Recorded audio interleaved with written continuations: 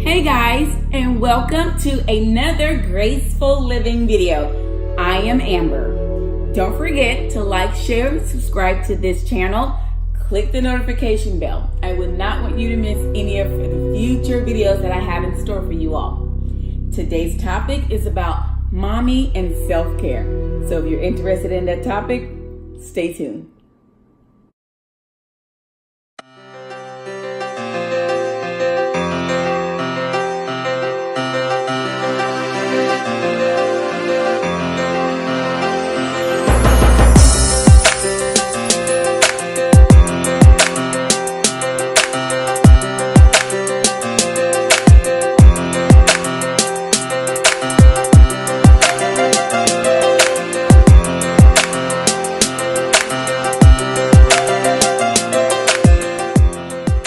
Right here, I have my top 5 tips on what I do to keep my sanity. So let's get started.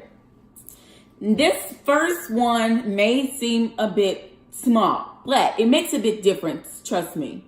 Between holding a baby all day, bending up, bending down, reaching up for things, getting on the floor to talk to children, just all of it. Taking a bath, guys, for me, does wonders. And not just any bath. Like, I literally close my door, close the bathroom door. I put my favorite candle on. I take out my essential oils, which is lavender and eucalyptus. I get my Epsom salt. Half the time my body is hurting for some reason. I make sure I get my music on. Now with my music, guys, I turn it up because I do not want to hear any crying. I don't want to hear any laughter. Right now, I just want to be one with my thoughts. So for me, taking a bath is very, very important, which then turns into making sure my bathroom is like a spa is very important to me. So my first tip is make sure you get away at least once a week or once every other week for a little private time in a nice, hot, relaxing bath. Tip number 2. Devotionals and just reading. And when I say read, just sometimes get lost in a great story. And for me, getting lost in the Bible does a lot for my spirit, does a lot for my mind. Reading the Bible definitely helps me to put things in perspective.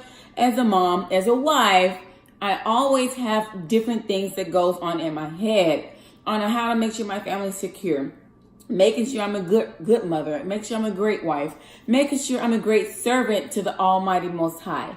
So reading my Bible and doing devotionals is very, very important to me. It takes me out of the everyday rip and run of just being a mom and a wife. So below, I will definitely put the link to my favorite devotional that I'm doing right now down below. And again, pick up your Bible or just a nice book and just get lost in the pages. And that's tip number 2. Tip number 3. Okay, guys, so tip number 3 is take yourself out on a date. Okay, let me tell you how I do it. For me, when I take myself out on a date, it's normally like on a Sunday or a day that my husband is available. He doesn't have anything to do or anything like that. And the kids are put. They already got their food ready. I literally have to do these things because, as a mom, I'm like, my husband, don't tell him this, guys. But he lets them do whatever they want to. He lets them eat what they want to eat. So I make sure I get everyone in check before I leave the house. It just gives me peace of mind. But I'll look up a movie and see if there's one of my favorite movies showing. I'll go and eat at a restaurant by myself and think.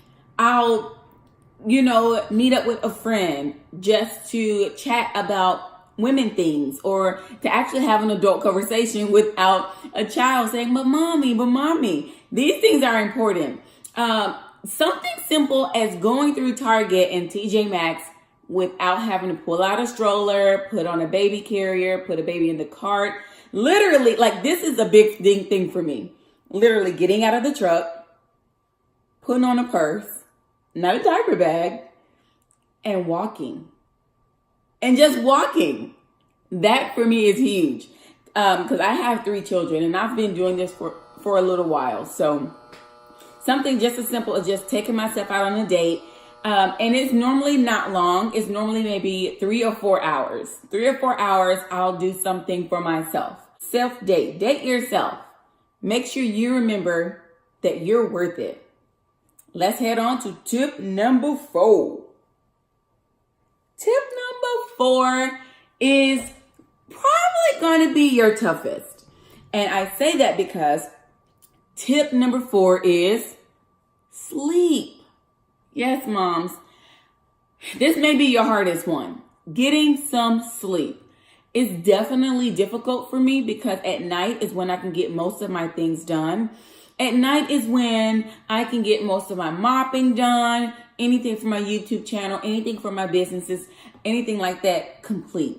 Or maybe time with my husband, a movie with him, maybe redoing my nails or organizing something. Normally at night is my best time to get that done.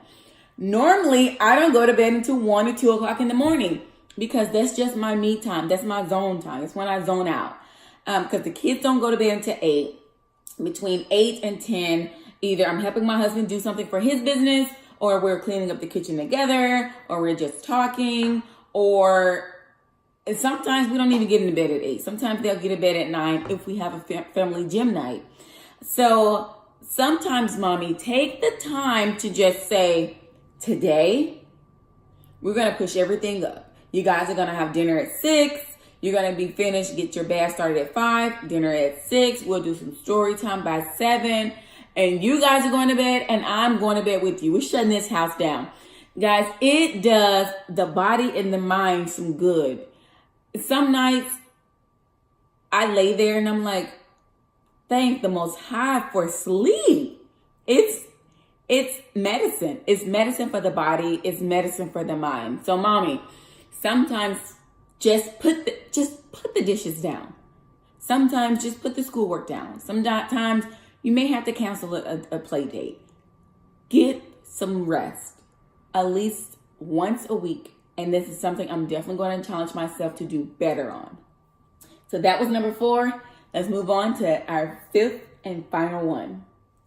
Now, number 5 may be funny to you guys, but I am so serious about number 5. Number 5, normally you would hear, get off social media, take some time to detox. But I'm telling you, from Amber's point of view, number 5, baby, get on Pinterest. Yes, get on Pinterest. And let me tell you why.